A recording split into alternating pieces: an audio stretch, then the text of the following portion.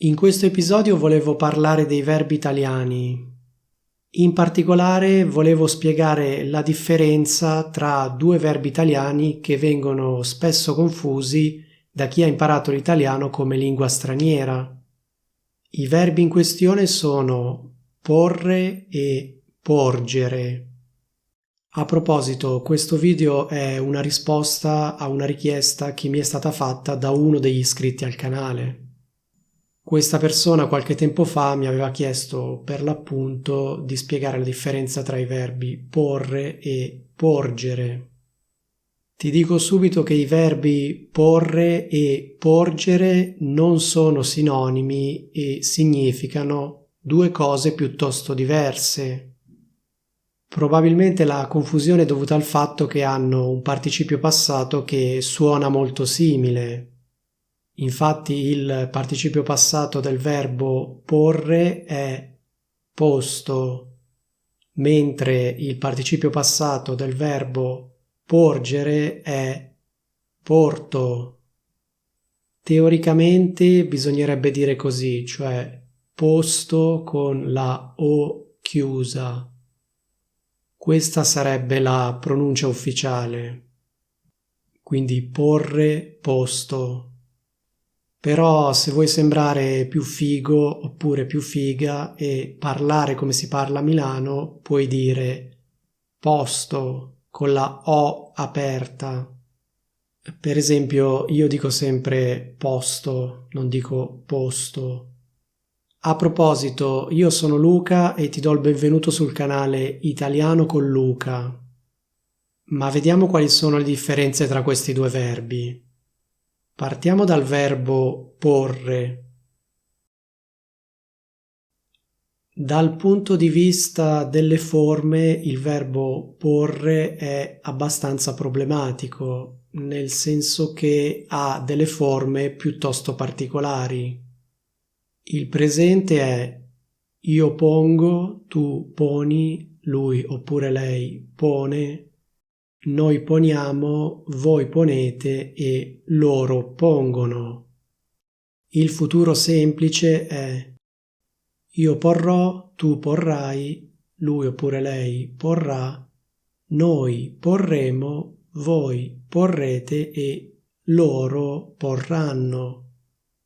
Il passato prossimo è io ho posto, tu hai posto, lui oppure lei ha posto, noi abbiamo posto e voi avete posto. Ah no, scusate, mi stavo dimenticando. E loro hanno posto. Come dicevo prima, io questo participio lo pronuncio in questo modo. Se vuoi, puoi dire posto. Il passato remoto è io posi, tu ponesti, lui oppure lei pose, noi ponemmo, voi poneste e loro posero. Tra parentesi, in italiano esistono vari composti di porre che seguono lo stesso schema. Quindi i composti di porre vengono coniugati come porre. Ti dico alcuni verbi che probabilmente conosci e che sono dei composti di porre. Apporre, riporre, comporre, proporre, opporre, deporre, disporre. Ecco, questi sono i primi verbi che mi sono venuti in mente. Ma torniamo alla cosa che ci interessa in questa sede, cioè il significato del verbo porre. Dal punto di vista del significato, porre è un sinonimo del verbo mettere. Però diciamo che è molto meno comune del verbo mettere e ha un uso molto più ristretto.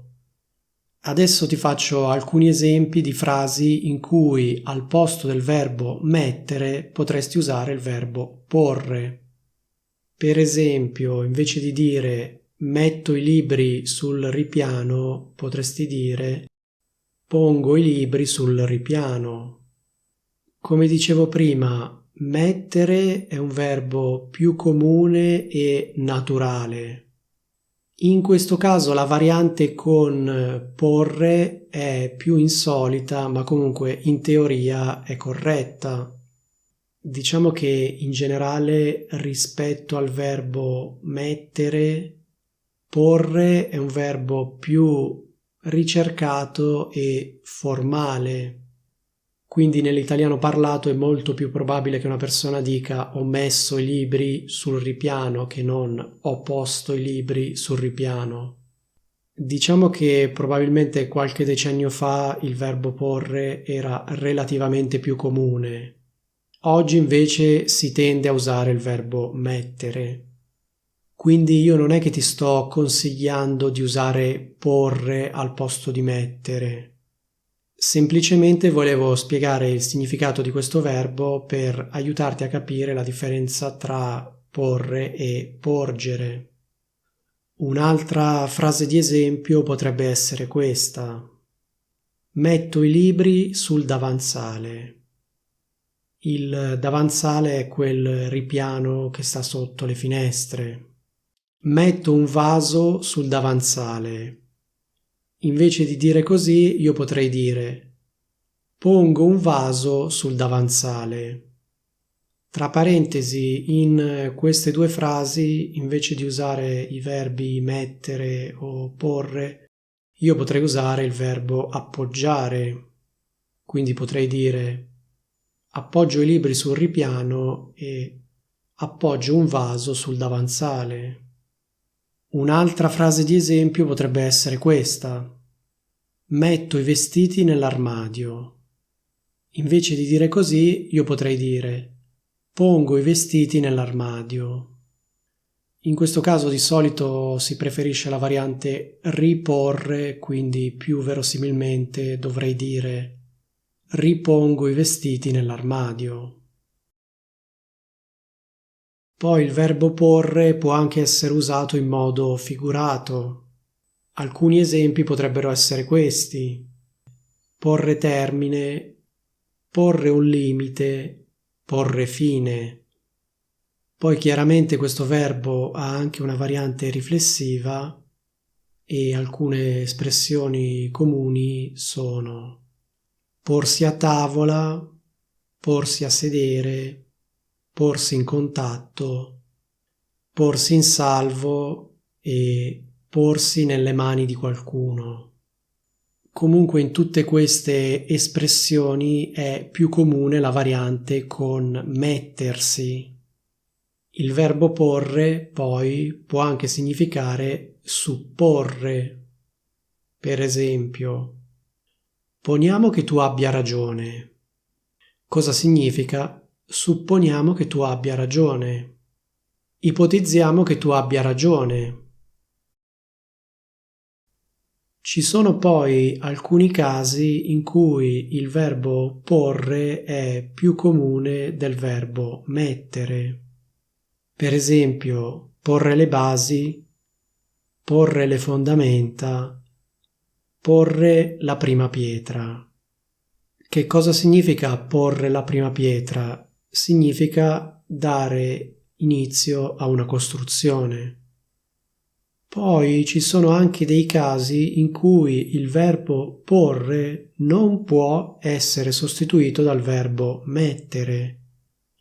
Per esempio, porre una domanda. Non si può dire mettere una domanda. Per esempio, io potrei dire vorrei farti una domanda. No, questo che... Vorrei porti una domanda. Con quale verbo potrei sostituire porre in questa frase? Con il verbo fare. Io potrei dire vorrei farti una domanda.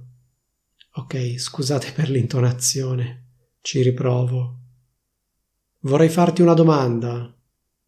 Come dicevo prima, il verbo porre è più ricercato e formale.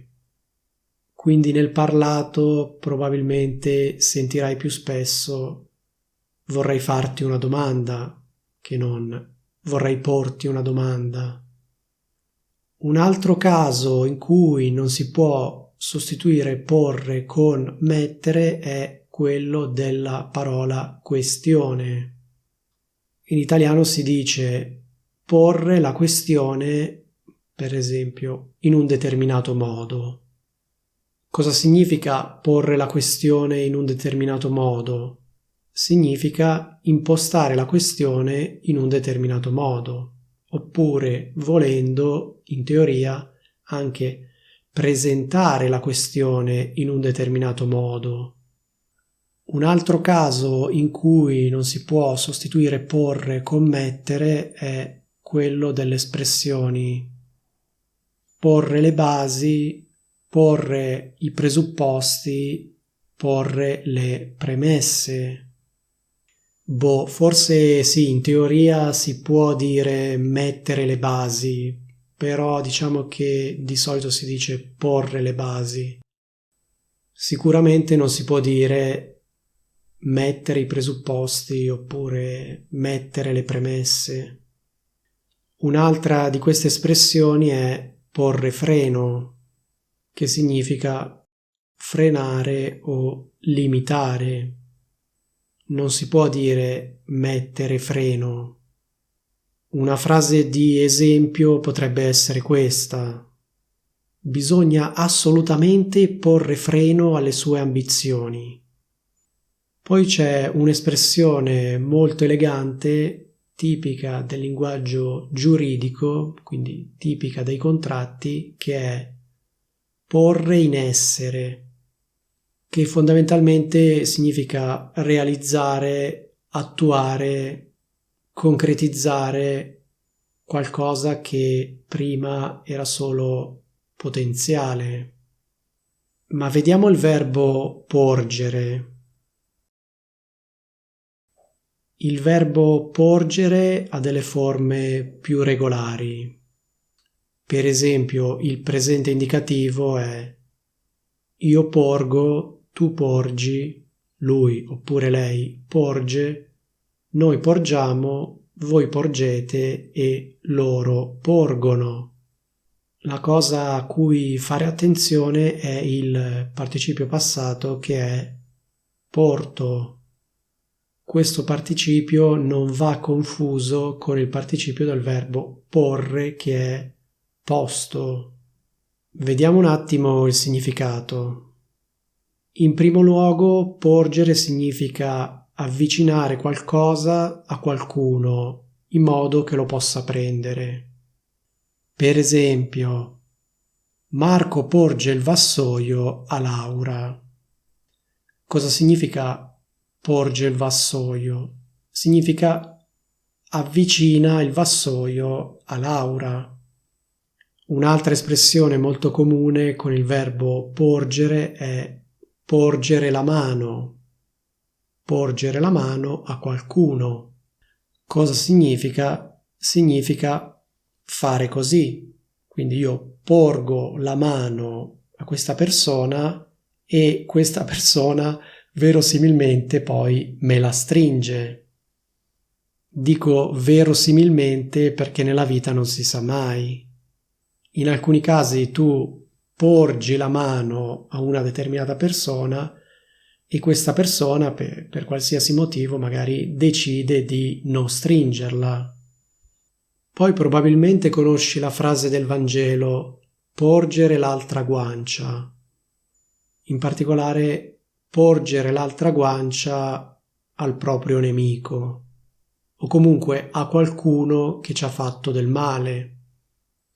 Queste sono le guance, no? Questa è la guancia destra e questa è la guancia sinistra. Se una persona mi ha colpito, per esempio, mi ha tirato un pugno sulla guancia destra, ecco, in tal caso il Vangelo mi invita a porgere l'altra guancia, cioè la guancia sinistra, cioè ad avvicinare a questa persona l'altra guancia, in modo che mi possa colpire una seconda volta. Altre espressioni figurate con il verbo porgere sono porgere l'occasione e porgere il destro. che significano dare modo o comunque dare l'opportunità di fare qualcosa. In italiano poi si dice anche porgere le proprie scuse. Questo è un modo molto formale di dire scusarsi. Quindi uno può dire vorrei scusarmi oppure vorrei porgerle le mie scuse. Io in questa frase ho usato il lei, quindi ho detto vorrei porgerle, proprio perché questo è un modo molto formale di esprimersi. Chiaramente puoi dire vorrei porgerti le mie scuse, però soprattutto nel parlato questa è una frase meno comune rispetto a vorrei chiederti scusa oppure vorrei scusarmi con te. Poi in italiano si può anche dire porgere i propri saluti. Per esempio, alla fine di una lettera formale, per esempio di una lettera di lavoro, si può scrivere porgo distinti saluti oppure porgo cordiali saluti. Quindi, come vedi, il verbo porgere ha un uso molto più ristretto del verbo porre. In passato il verbo porgere aveva un uso molto più ampio e veniva usato in molti modi che oggi vengono considerati obsoleti. Spero che la differenza tra questi due verbi italiani sia chiara. Se non l'hai ancora fatto, ti consiglio di iscriverti al mio canale e di abbonarti per ottenere i benefici riservati agli abbonati. Nel frattempo, qui ti lascio un altro video che ti consiglio di guardare. Detto ciò, ti porgo i miei saluti.